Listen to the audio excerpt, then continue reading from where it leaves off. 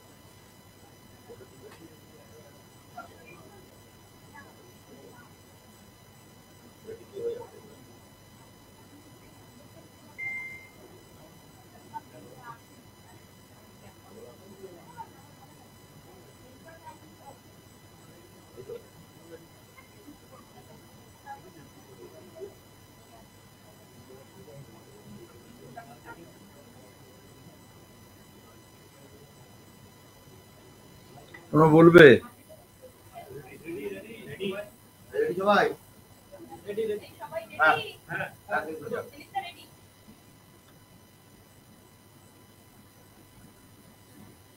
আগামী 20 তারিখে পঞ্চম পর্যায়ের ভোট। আমরা আজকে সিপিএম এর তরফ থেকে মুখ্য নির্বাচন আধিকারিকের কাছে গিয়েছিলাম। আমার সঙ্গে কমরেড সুজন চক্রবর্তী ছিলেন। আমরা চাই প্রথম 3টি পর্যায়ে যেরকম দুর্ঘটনাবিহীন নির্বাচন হয়েছিল, মানুষ অবাধে সুষ্ঠুভাবে নির্বাচনে অংশগ্রহণ করেছিলেন এবং গোটা দেশের যা গড়পড়তা তার থেকে অনেক বেশি মানুষ ভোট দিয়েছিলেন। পশ্চিমবঙ্গে রক্তপাতহীন নির্বাচন হয়েছিল, এমনকি মুর্শিদাবাদ জেলা যেখানে পঞ্চায়েত নির্বাচনে এত খুনোখুনি হলো, এত মানুষের প্রাণ গেল।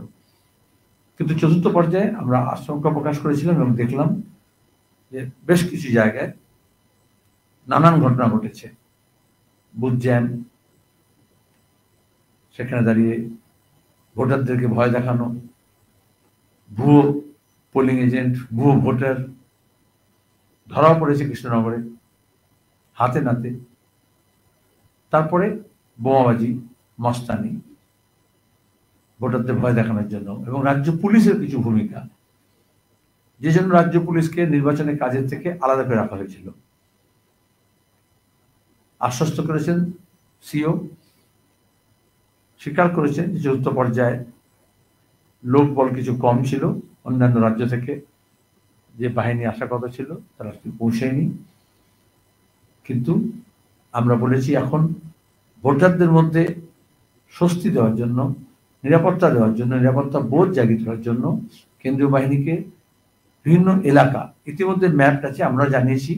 আর গত পঞ্চায়েত নির্বাচনে কোথায় ভোট লুট হয়েছে, কোথায় গণনায় লুট হয়েছে, কোন আধিকারিক, কোন পুলিশ অফিসার কি ভূমিকা পালন করেছেন, এই সব ম্যাপিং আছে, আমরা সেগুলো দিয়েছি।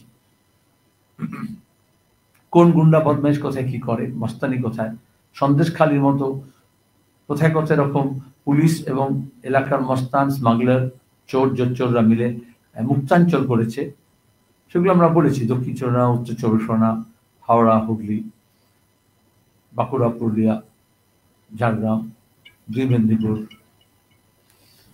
পঞ্চম পর্যায়ের ভোটে বিশেষত যেগুলো আন্তঃজেলা সীমানা আছে, কারণ দেখা যাবে গত কয়েক বছর সন্ত্রাস সেসব জায়গায় বেশি হয়েছে, যেহেতু পুলিশের কিছুটা অপদার্থ থাকে আর গা ঠাড়া ভাব থাকে, বলে ওর ওই জেলায় হয়েছে বলে এই জেলায় থাকে, যেগুলো ইন্টারসেকশন, ট্রাই জাংশন, সেখানে বিশেষ বন্দোবস্ত করতে বলা হয়েছে, প্রহরা দেওয়ার ব্যবস্থা বলা হয়েছে। আর প্রিএমটিভ অ্যারেস্ট কিছু যারা বরাবরই করে, ভোটের সময় যাদেরকে ব্যবহার করা হয় বা যারা ওই কাজগুলো করার জন্যই রাজনৈতিক দলের ছত্রছায়ায় থাকে, তাদেরকে শায়েস্তা করার জন্য ব্যবস্থা নিতে বলা হয়েছে। আশ্বস্ত করেছেন তারা সেই ব্যবস্থা করবেন। আমরা স্পেসিফিক কিছু অভিযোগও দিয়েছি এবং আরও দেব, যেখানে দাঁড়িয়ে এখন যেখানে প্রতিদিন মানুষ সরব হচ্ছে, ভয় ভাঙছে, সন্ত্রাস ভাঙছে এবং বাম কংগ্রেসের সমর্থনে মানুষের ঢল নেমেছে। প্রচন্ড দাবদাহের মধ্যে, গরমের মধ্যেও দিনের বেলা, দুপুর বেলা হাজার হাজার মানুষ, কোনো এয়ার কন্ডিশন প্যাভিলিয়ন নয়, মাথার উপরে সবসময় ছাদও থাকছে না। মধ্যবঙ্গে, উত্তরবঙ্গে তাও কিছুটা বাগান ছিল, গাছপালা ছিল। এখানে ধুধু মাঠ, পিচের সড়ক, তার উপর দাঁড়িয়ে প্রার্থী যখন ঘুরছেন, রোড শো যখন হচ্ছে, মিছিল যখন হচ্ছে, সভা যখন হচ্ছে, সারাদিনের যে কোনো একটি ঘন্টায় 10টা-12টা সভা সিপিআইএম, বামফ্রন্ট এবং বাম ও কংগ্রেসের হচ্ছে। হাজার হাজার মানুষ এখানে অংশগ্রহণ করছেন। আর অনেক নতুন মানুষ তারা বুকে সাহস পেয়ে এগিয়ে আসছেন।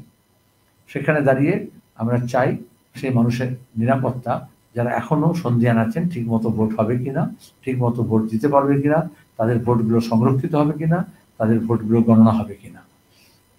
জাতীয় নির্বাচন কমিশনকে আমরা এটা বলেছি, সিইওকে তা বলেছি, এবং এটা জনপ্রতিনিধি আইন অনুযায়ী তাদের দায় এবং দায়িত্ব।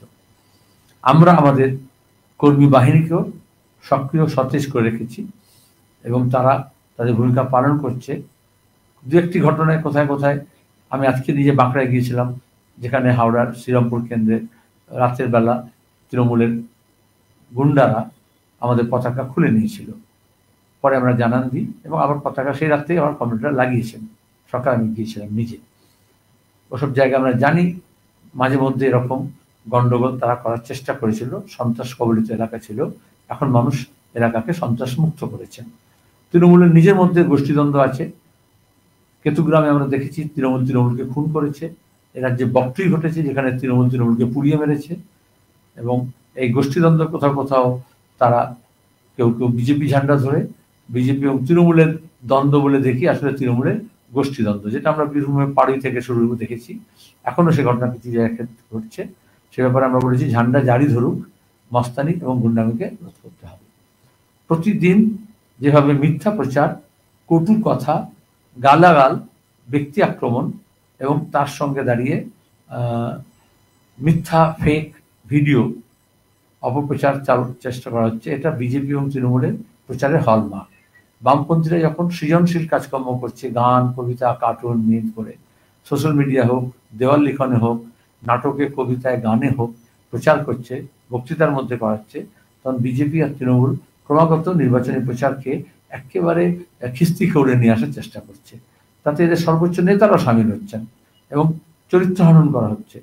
কল্যাণ বন্দ্যোপাধ্যায়ের মতো একজন সিনিয়র এমপি কিন্তু যেভাবে দীপশিতাকে, তার একজন ছাত্রী, একজন মহিলা, একজন সম্ভাবনাময় নেত্রী এবং সবচেয়ে বড় প্রার্থী, তাকে যেভাবে ব্যক্তি আক্রমণ করা হচ্ছে, এটা শুধু কুরুচিকর নয়, এটা হচ্ছে তৃণমূলের যে সংস্কৃতি, রাজনৈতিক সংস্কৃতি, তার একটা উদাহরণ হিসেবে দেখা যাচ্ছে। মানুষ ছিচি করছেন এবং তৃণমূলের অনেক মানুষ, আমি ধন্যবাদ জানাবো, তারা এর প্রতিবাদ করেছেন এবং এটাকে ভালো চোখে নেননি। এখানে রাজ্যপালকে ঘিরে তোমরা আবার প্রশ্ন করবে। আমরা দেখছি যত ভোট গরম হচ্ছে, দুটো জিনিস দেখা যাচ্ছে। এক, সন্দেশখালি নিয়ে মিথ্যা প্রচার একে অপরের, আর অন্যদিকে হচ্ছে রাজ্যপালকে নিয়ে। আসলে যে বাইনারি তৈরি করার চেষ্টা করেছে সে যখন ভেঙে গেছে, আবার বিজেপি তৃণমূল এই সিএ এনআরসির মতো আবার ওইসব বিষয়গুলোকে নিয়ে আসার চেষ্টা করছে। তাহলে কিছু হবে না। সিপিআইএম বিশেষত এবং তার সঙ্গে বামফ্রন্ট এবং বাম ও কংগ্রেস সমঝোতা করে আমরা আমাদের একটা নির্দিষ্ট লক্ষ্যে, গোটা দেশে দিল্লির মসনদ থেকে বিজেপিকে তাড়ানো, আর সেই লক্ষ্যে বৃহত্তর মানুষের ঐক্য গড়ে তোলা। সে কাজে আমরা অনেকটা অগ্রসর হয়েছি। গোটা দেশে বিজেপির হাওয়া যত পাতলা হয়েছে, তৃণমূলেরও ততদিকক্ষণে আমরা দেখছি তাদের যে সর্বোচ্চ নেতৃত্ব, তারাও কিরকম, হিন্দিতে বলে বখলা গিয়া, সে কি বলবে কি বলছে বোঝা যাচ্ছে না। একদিন বলছে সিএ এর বিরোধিতাকে একা চিঠি, অন্যদিন বলছে সিএ কে সমর্থন করবো। একজন ইন্ডিয়া ব্লককে গালাগাল দিচ্ছে, অন্যদিন বলছে আমি সমর্থন করবো। একদিন বলছে আমি ইন্ডিয়া ব্লকের বাইরে থেকে সমর্থন করবো, অন্যদিন বলছে আমি ভেতরেই আছি। এগুলো আসলে left when it's trying to be on course, রুটি রুজি হকের কথা, বেকার সমস্যা, চাকরি বাকরির সমস্যা, অর্থনৈতিক সমস্যা, কৃষকের ফসলের দামের সমস্যা, আইন শৃঙ্খলা প্রশ্ন, গণতান্ত্রিক অধিকারের প্রশ্ন, দুর্নীতি এবং দুষ্কৃতির যোগের প্রশ্ন, আমাদের রাজ্যে অপশাসন এবং তার সঙ্গে দাঁড়িয়ে গোটা দেশে দুঃশাসন, সেখানে লাভ জিহাদ, সেখানে হচ্ছে মব লিঞ্চিং, সেখানে হিন্দু মুসলমান এই মঙ্গলসূত্রা এসব থেকে শুরু করে প্রধানমন্ত্রী বলছেন ঘুষপেটিয়া, অনেক সংখ্যা আছে, জনসংখ্যা। যে সরকার সেন্সাস করলো না, ইংরেজ জমানা থেকে 19 শতকের শেষ থেকে প্রত্যেক 10 বছর অন্তর সেন্সাস হয়, হোম মিনিস্ট্রি করার কথা। লকডাউনের নাম করে বললো তাদের পিএম কেয়ারে টাকা লুট করলো, লকডাউনে অর্থনীতি ধ্বংস করলো, বাকি সব কাজকর্ম হলো, নির্বাচন হচ্ছে, নির্বাচনী প্রচার হচ্ছে, কিন্তু সেন্সাস হলো না। সেন্সাস করলো না, আর অন্যদিকে মিথ্যা প্রচার করছে, কোনো সংখ্যা তথ্য নেই সরকারের কাছে। আবার পরদিন যখন এনকাউন্টার হচ্ছে, ফেস করতে পারছে না, তখন বলছে আমি এরকম বলিনি, মিথ্যাচার। মুখ্যমন্ত্রী এবং প্রধানমন্ত্রী দুজনেই যে মিথ্যা প্রচার করছেন, সেই মিথ্যার ফানুস ফেসে গিয়েছে। তারা যে প্রতিশ্রুতির বন্যা বইয়েছেন সেটা মানুষ ধরে ফেলেছে। আর এই জন্যই দাঁড়িয়ে আমরা দেখছি নির্বাচনকে এখন যেন তেন প্রকারেণ মানুষের মতামতকে অন্যদিকে ঘুরিয়ে দেওয়ার জন্য তারা নানা রকমের কলকাঠি নাড়ছেন বা কারসাজি করছেন। কোনো কলকাঠি নাড়া, কোনো কারসাজি কাজ করবে না। মানুষ ইতিমধ্যেই তাদের সিদ্ধান্ত নিয়ে নিয়েছেন। দিল্লির মসনদ থেকে বিজেপিকে সরাতে পারলে নবান্নতে চোরচোট্টারা বেশি দিন থাকতে পারবে না, এটা স্পষ্ট হয়ে গিয়েছে।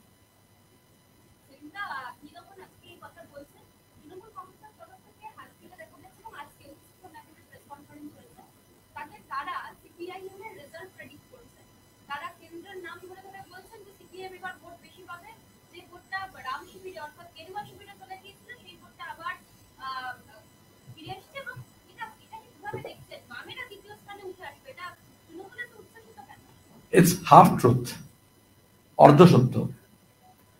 যারা বিজেপিকে ভোট দিয়েছিলেন অবশ্যই তারা কংগ্রেস এবং বামের দিকে ফিরে আসছেন, ভোট দিচ্ছেন, কারণ তারা বুঝেছেন মূল্য বৃদ্ধি, বেকারি এবং এই দাঙ্গা হাঙ্গামা সবচেয়ে বেশি হচ্ছে গণতন্ত্রের উপর যে হামলা। আমাদের যে সেকুলার ডেমোক্রেসি তাকে যেভাবে ওরা নিশ্চিহ্ন করতে চেয়েছে, সাংবিধানিক শাসনকে শেষ করতে চেয়েছে, তাতে মানুষ ভয় পেয়েছে। এই জন্য দেখবেন এখন অমিত শাহ বলছে না না আমি গণতন্ত্রের পক্ষে।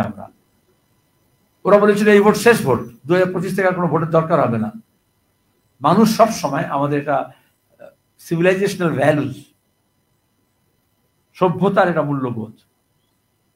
মানুষ মিলনধর্মী সভ্যতায় আমরা বিশ্বাস করি, সংস্কৃতি বিশ্বাস করি, ঐক্যবদ্ধভাবে থাকতে চাই, বৈচিত্র্যকে স্বীকার করি এবং আমাদের গণতান্ত্রিক এবং ধর্মনিরপেক্ষতার যে মূল্যবোধ তাকে রক্ষা করতে চাই।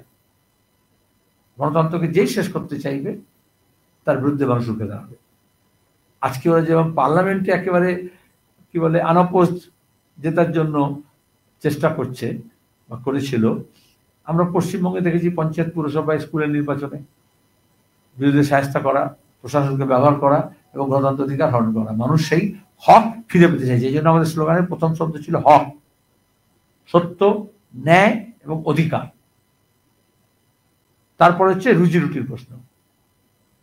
তোমার প্রশ্ন হচ্ছে যে প্রেডিক্ট করছে, হাফ ট্রুথের জন্য বললাম, তাহলে যারা তৃণমূলে ভোট দিয়েছিল, সিএনআরসির ভয় দেখিয়েছিলেন মমতা, এখন আবার ভয় দেখানোর চেষ্টা করছিলেন, সেই মানুষও ফিরে আসছেন। তাহলে বিজেপির হাওয়া কমলে, বিজেপির ভোট কমলে স্বাভাবিক নিয়মে যারা তৃণমূলের জন্য অতিষ্ঠ হয়ে বিজেপির দিকে গিয়েছিল বা যারা মনে করেছিল 56 ইঞ্চি শায়েস্তা করবে, তারাও ফিরে আসবে বিজেপির দিক থেকে। এটাই স্বাভাবিক। খুবই স্পেসিফিক্যালি বললে বাঙালি মুসলমান তাদেরকে তাদের জাতিসত্তা নিয়ে, তাদের ভাষা নিয়ে, তাদের ধর্মবিশ্বাস নিয়ে বিজেপি যেভাবে কোণঠাসা করার চেষ্টা করেছিল, যেভাবে বুলডোজার পলিটিক্স করেছিল, যেভাবে তাদেরকে আর বাঙালি মুসলমান বলা হতো না, রোহিঙ্গিয়া বা বাংলাদেশি বা অনুপ্রবেশকারী বা ঘুষপেটিয়া বলা হতো, তাদেরকে যেভাবে দ্বিতীয় শ্রেণীর নাগরিক করা হয়েছিল, যেভাবে গুরগাঁওতে, যেভাবে ব্যাঙ্গালোরে, যেভাবে দিল্লিতে, যেভাবে নয়ডাতে, যেভাবে অন্যত্র তাদের উপর আক্রমণ নিয়ে আসা হয়েছিল, সেখানে তৃণমূল তাদেরকে ভয় দেখিয়ে বলেছিল কে আটকাবে না, মমতা। সেই মমতা এখন বলছেন সিএ কে সাপোর্ট করছি। এবং এখন তারা বুঝেছে বিজেপির এত সাহস বাড়লো কারণ তৃণমূল তাকে ডেকে নিয়ে এসেছিল রাজ্যে। তাহলে তারা যখন মুখ ফিরিয়েছে তৃণমূলের তরফ থেকে, তাহলে একই গ্রামে থাকে, পাশাপাশি থাকে তপশিলি জাতি, আদিবাসী মানুষ, নিম্নবর্ণের মানুষ। মমতা ব্যানার্জি যেহেতু এই শওকত মোল্লা, জাহাঙ্গীর, শাহজাহান এদেরকে তো সামনে রেখেছিলেন, কাজল শেখ, কিন্তু লোকে দেখলো টাকা তো মেরে নিয়ে গেল অনুব্রত, পার্থ চ্যাটার্জি, অর্পিতা, জ্যোতিপ্রিয়, অভিষেক। তাহলে এই যে মানুষ যখন দেখতে পায় সত্যটা, তাহলে যে রাগটা মমতার পেছনে হওয়া উচিত ছিল, আরএসএস মমতাকে মমতাজ বানিয়েছিল আর রাগটা মমতাজের বিরুদ্ধে হয়েছিল। এখন যখন সরাসরি মমতার বিরুদ্ধে রাগ, তাহলে যারা এই জন্যই রাগ করে বিজেপির দিকে গিয়েছিল তারা বললো আরে ভাই আমরা তো একসঙ্গে আছি, আমাদের মধ্যে ভাগ কিসের? যে গ্রাম থেকে মুসলমানদের মিছিল বেরিয়েছে, বামপন্থী ঝান্ডা নিয়ে, কংগ্রেসের ঝান্ডা নিয়ে যারা এককাট্টা হয়েছে, তার পাশ থেকে তপশিলি জাতি, আদিবাসী মানুষ তারাও সঙ্গী হয়ে গেছেন। এই ঐক্যটাই হচ্ছে বাংলার ঐতিহ্য, এটাই ছিল আমাদের ইতিহাস। এবারের নির্বাচন এটা হচ্ছে গুরুত্বপূর্ণ জায়গা। তাতেই বিজেপি এবং তৃণমূল ভয় পেয়েছে, বিভাজন রাজনীতি কাজ করছে না, বাইনারি ভেঙেছে।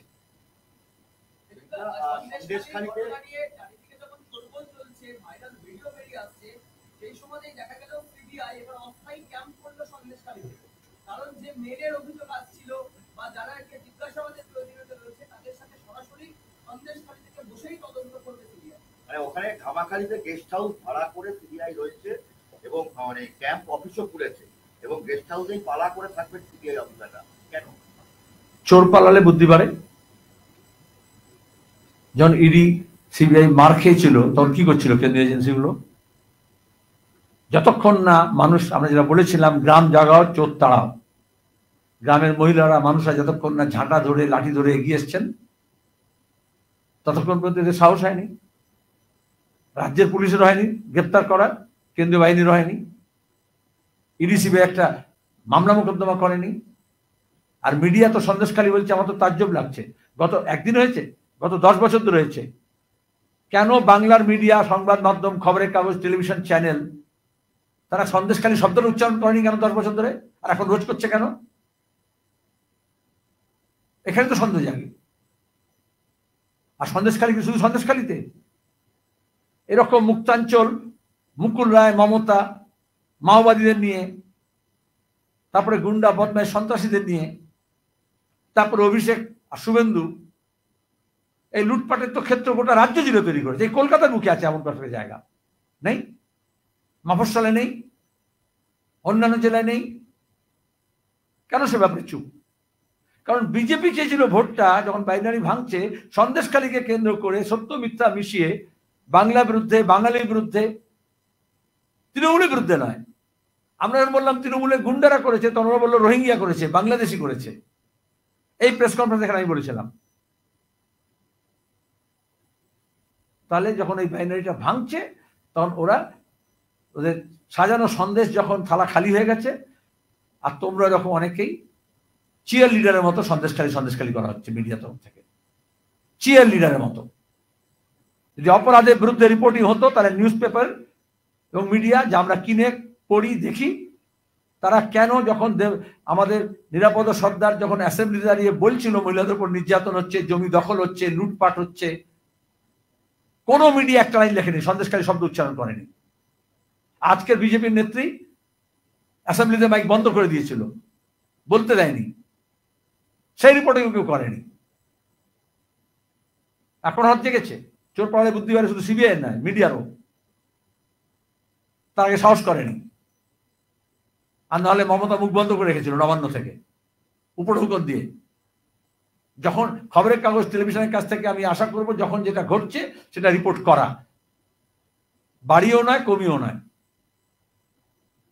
10 বছর ধরে এই অত্যাচার হচ্ছে, মিথ্যা মামলা হয়েছে, ভয় দেখিয়েছে, সন্ত্রাস করেছে, ঘর ছাড়া করেছে, জমি কেড়ে নিয়েছে, জীবন জীবিকা থেকে মানুষকে সরিয়েছে। তখন দাঁড়িয়ে কোনো কথা বলা হয়নি। তখন আমরা যখন বলার চেষ্টা করেছি, আজকে যারা সিপিএম এর রেজাল্ট কি হবে সেটা বলছে, তারা তখন দূরবীন দিয়ে সিপিএম কে দেখেনি, আর তখন মিডিয়ার একটা সেকশন বয়কট করেছিল, বড় একটা সেকশন। এখন যা ঘটছে সেগুলো বিবরণ দিন। তার বদলে কেন ছুটছেন যে হ্যান্ড আউট আপনাদের দেওয়া হচ্ছে কালীঘাট থেকে বা নাগপুর থেকে? প্রতিদিন এই যে হাজার হাজার মানুষ নামছেন সন্ত্রাসকে উপেক্ষা করে, ভয়কে উপেক্ষা করে, সন্ত্রাস মুক্ত হচ্ছে একটার পর একটা এলাকা, কিন্তু ফেক ভিডিও না হলে আপনারা খবর করবেন না, ফেক নিউজ না দিলে আপনারা খবর করবেন না, হ্যান্ড আউট না আসলে নাগপুর থেকে বলবেন না, তৃণমূল ভবন থেকে কিছু না বলে দিলে খবর হবে না। আমি উদাহরণ দিয়ে বলছি, সন্দেশকালীনদের বলছি, কবার লিখেছেন শুভেন্দুর সঙ্গে অভিষেকের সঙ্গে যখন শাহজাহানরা বেড়ে উঠছিল, আর প্রতিদিন বলছিল দেখো পিসি বাড়ছি আমি। এই বারবারন্ত কেন হয়েছে? পুলিশ নিশ্চুপ ছিল, এই জন্য রাজ্যের নির্বাচনের প্রক্রিয়া থেকে পুলিশকে দূরে সরিয়ে রাখা হয়েছে। যদি মিডিয়াও নিশ্চুপ ছিল, আমি তো জিজ্ঞাসা করতে চাই কোথায় গেল এখনো? যদি বলেন এখনো রিপোর্ট করছি, তাহলে এই প্রশ্নগুলো কেন করছেন? তাহলে ইনভেস্টিগেটিভ জার্নালিজম বলে একটা কথা আছে, অন্তঃতদন্তমূলক সব প্রতিবেদন বেরোতো, টেলিভিশন চ্যানেলের নাট্য রূপ দিয়ে সব ছবি নাটকের রূপ দিয়ে বানানো হতো, সেগুলো হচ্ছে না কেন? কেন সন্দেশখালী ঘটনা নিয়ে একটা নাট্য রূপ দিয়ে হচ্ছে না কেন? এখন মমতা বলছেন শুভেন্দু করেছিল, শুভেন্দুর বাপ করেছিল নন্দীগ্রামে, আর তখন যে নাট্যরূপ বানিয়েছিলেন সেখানে এই চরিত্রগুলো অ্যাবসেন্ট ছিল কেন? আমরা চাই বাস্তবে যা ঘটনা ঘটছে, যে অন্যায় হচ্ছে, সেটার প্রতিফলন ঘটুক। জামিন অযোগ্য ধারায় সমস্ত অভিযোগ ভিত্তিহীন। সন্দেশখালীর যে বিজেপি নেত্রী, তাকে দ্রুত জেল মুক্তির নির্দেশ দেওয়া হয়েছে। এফআইআর এ জামিন অযোগ্য ধারায় লোকজাদের দেওয়া হয়েছে, সমস্ত অভিযোগ ভিত্তিহীন। কিন্তু আরেকটা সংযোজন যে কোর্ট রাজ্য সরকারকে বিপুল ঘোষণা করেছে এবং জিজ্ঞাসা করেছে যে এই সমস্ত কিছুর মাস্টারমাইন্ডকে তার উত্তর দিতে হবে।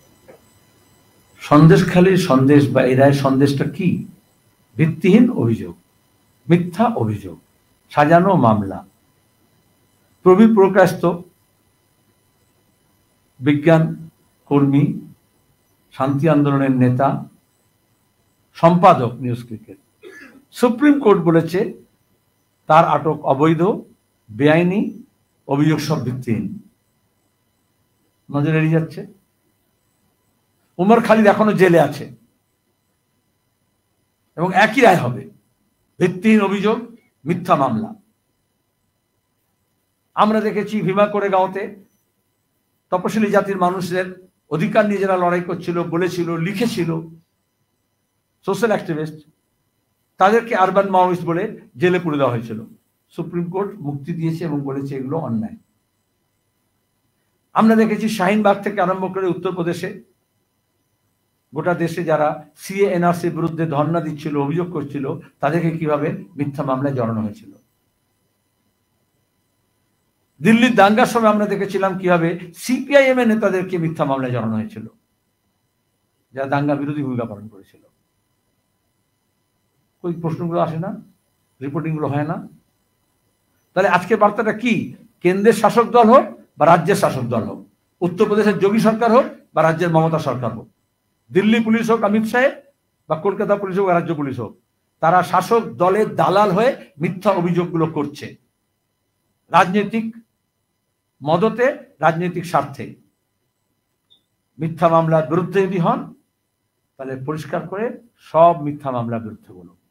৮০,০০০ মিথ্যা মামলা সিপিআইএম কর্মীদের উপর হয়েছে গত 12 বছর ধরে,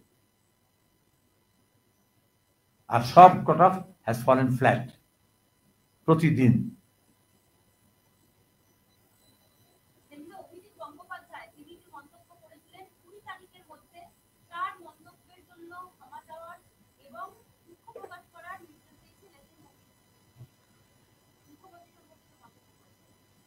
আর মুখ্যমন্ত্রী যে সমস্ত মন্তব্য করেছেন তার জন্য অভিযোগ যাওয়া উচিত, কিন্তু বিজেপি অভিযোগ করবে না। যেই করুক, এটা একটা থেকে বাকিদেরকে উদাহরণ নেওয়া উচিত। প্রথমে তৃণমূলের বলা উচিত কল্যাণ ব্যানার্জিকে দীপশিতা সম্পর্কে যে সমস্ত কমেন্ট করেছে তার জন্য ক্ষমা চান। প্রতিদিন যে অপমান মানুষকে করছে বিজেপি এবং তৃণমূল বিরোধীরা করছে তার জন্য ক্ষমা চান। ভালো, ক্ষমা চাওয়া উচিত, এবং সেটা শুরু হওয়া উচিত মমতা ব্যানার্জির বুদ্ধদেব ভট্টাচার্যের কাছ থেকে ক্ষমা চাওয়া দিয়ে। কল্যাণ ব্যানার্জিরও ক্ষমা চাওয়া উচিত, বুদ্ধদেব ভট্টাচার্য যা বলেছিলেন তার জন্য ক্ষমা চাওয়া উচিত। এখন কেউ আছে নাকি স্পোক্স পারসন?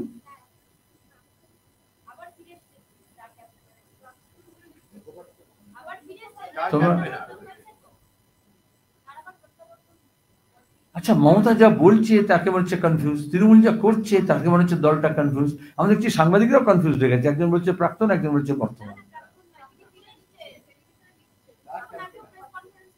আমার ঘন্টা ঘন্টা যদি পাল্টে আমার পক্ষে খুব মুশকিল আছে। ঘন্টায় ঘন্টায় পাল্টাচ্ছে। বাংলার আবহাওয়া তো ঘন ঘন পাল্টায় না, লন্ডনের মতো যেভাবে এদের পাল্টাচ্ছে। যাক গে, মানুষ এখন মুখপাত্রদের ছুড়ে দিয়ে তলাপাত্রদের নিয়ে পড়েছে। আমরা এই যে বাম এবং কংগ্রেসের এই যে সমঝোতা হয়েছে, এই যে এত হাজার হাজার মানুষ যে নেমেছে, এগুলো হচ্ছে সব তলাপাত্র। মুখপাত্রদের মুখ দেখে আর হচ্ছে না, ওদের ভুলে যাও। নো, মানুষের আদালতে বলেছি, মানুষের আদালতে বলেছি এবং বলছি।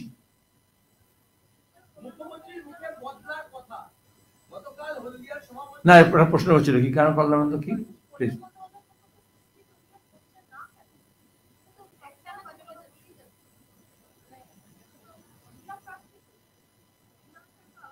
ঘড়ির কাঁটায় আগে পিছু হলে ওটাকে অ্যাডজাস্ট করা যায়, পাখার ব্লেডগুলো কি অ্যাডজাস্ট করা যায়? তো সবসময় মিথ্যে কথা বলে যাচ্ছে, সবসময় তো ঘুরছে করে, ওটাকে সুইচ অফ করতে হয়।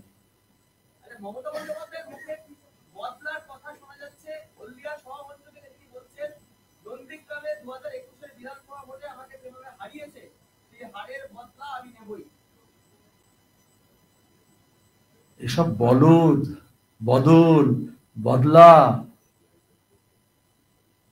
এগুলো গণতান্ত্রিক মূল্যবোধ, গণতান্ত্রিক কাঠামো থেকে যদি এগুলোকে বাদ দেওয়া হয় সবচেয়ে ভালো হবে।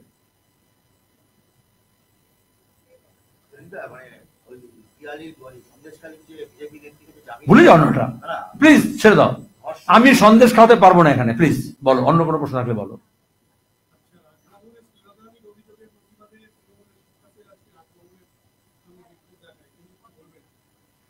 এগুলো অনেক অঙ্কের নাটকগুলো হবে, এগুলো হয় কারণ ভোটটা হচ্ছে মানুষের।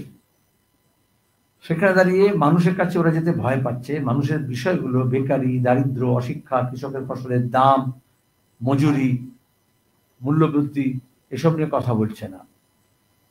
সেখান থেকে ওরা শিফট করতে চাইছে, বিজেপি তৃণমূল দুজনের মিলে। এগুলো তারই উদাহরণ। তোমরা সেখানে নাটক বদন করো, কিন্তু আমি ওই জন্য ওই মধ্যে ওই ফাঁদে পড়ছি না। আমরা বলেছি ওরা ভুল এজেন্ডা নিয়ে আসবে, আমাদের মূল এজেন্ডায় থাকতে হবে। বিজেপির তরফ থেকে নির্বাচন কমিশনে বলা হচ্ছে যে গত পঞ্চায়েত ভোট এবং বিধানসভা ভোটের যে ফলাফল বা গণনা নিয়ে যে অশান্তি, বিভিন্ন ভিডিওতে দেখা গিয়েছিল শাসকদের হয়ে কাজ করতে, সেই দাবিগুলি সহ স্ট্রং রুমের মূলত যে ব্যালট এসে জমা হচ্ছে, যেখানে এই স্ট্রং রুমের নিরাপত্তা বাড়ানো হোক, সার্বিকভাবে স্ট্রং রুম নিয়ে কিন্তু বিজেপির তরফ থেকে আলাদাভাবে বিজেপি জাতীয় দল, বিজেপি শাসন ক্ষমতায় আছে দেশে, তাদেরকে তাদের অপশাসন থেকে মুক্তি হওয়ার জন্য মানুষ ইভিএম মেশিন দিচ্ছেন। এবার ব্যালটে হচ্ছে না, এটা তাদের জানা দরকার, তোমাদের জানা দরকার। এবং এটা জাতীয় নির্বাচন কমিশন নির্বাচন পরিচালনা করছেন জনপ্রতিনিধিত্ব আইন অনুযায়ী, সংবিধান অনুযায়ী। তাহলে আমি চাইবো বিজেপি যদি সাহস থাকে দিল্লিতে ইসিআই এর কাছে বিজেপি ফর ইন্ডিয়া বলুক যে ইভিএম এ নিয়ে গন্ডগোল হতে পারে, গন্ডগোল হচ্ছে বা পাল্টানো যাচ্ছে বা পাল্টাচ্ছে, এ ব্যাপারে কড়া ব্যবস্থা নেওয়া হোক। I challenge, let BJP go and ask ECI যে তাদের শঙ্কা আছে, ইভিএম মেশিন ঠিকমতো সংরক্ষিত হচ্ছে না, ঠিকমতো সিল হচ্ছে না, ঠিকমতো স্ট্রং রুম রাখা হচ্ছে না, ঠিকমতো পাহারা হচ্ছে না, এবং সেটা পাল্টানো যায়, পাল্টানো যেতে পারে, এই জন্য ইসিআই কড়া ব্যবস্থা নিক। যদি তাদের সাহস থাকে আমি 72 ঘন্টার মধ্যে দেখতে চাই যে ইসিআই এর কাছে বিজেপি গিয়েছে, কান মলা খেয়ে ফিরে আসবে। ধন্যবাদ।